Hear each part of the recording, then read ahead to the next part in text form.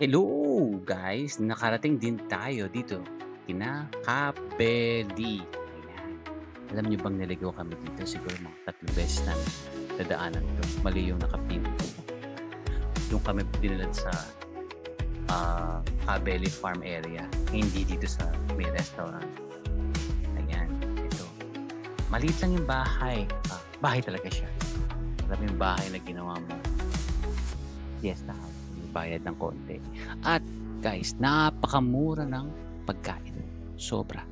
Imagine mo, only belly, 300 lang, 'di ba? Ang mura, ang sarap, ang saya. Ayan, pero din itong mga side dishes, only din itong mga ito. Pero ang habol namin talaga dito ay yung kabeli, yung belly, lechon belly. Ayan, si lechon belly sobrang sarap. Sobrang sarap. Sulit yung pagpunta dito, may sauce o walang sauce, sarap talaga siya, sobra. And may soup and puwede kayong kumain hangga't madami basta, remember, ubusin, ha? So after no'n pumunta kami dun sa, Cabeli Farm. Ayan, medyo dadaan ka sa mga rice paddies.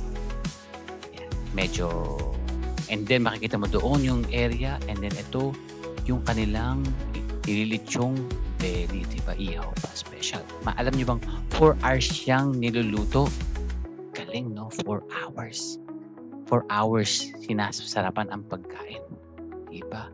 And then since nandito na 'to and then maganda yung lugar, nag-test na rin kami ng Neo 2 shots, ng mga master shots nila, 'di ba? First time namin gamitin yung mga features ng Neo 2. So, dito kami nag-enjoy sa rooftop. And then libre ang pagpunta dito, mura, maganda, masaya.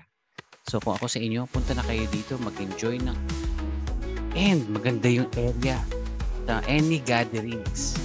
At maganda rin yung lugar, magpalipad, mag-practice ng throw. O, diba? Kaya dito namin tinry si DJI Neo 2. Masayang gamitin ito. Less hassle, less control. Kamay lang, pwede na. And then ito tinry din namin pagpauwi namin nag-follow si Neo 2 sa amin. Kaya kung ako sa inyo, punta na kayo dito kay Kabeli, dalhin niyo si drone, practice, kain, only, enjoy, and mag-relax. That is what life is for, 'di ba? Maraming salamat. Ba-bye. Ganda ng view 'no?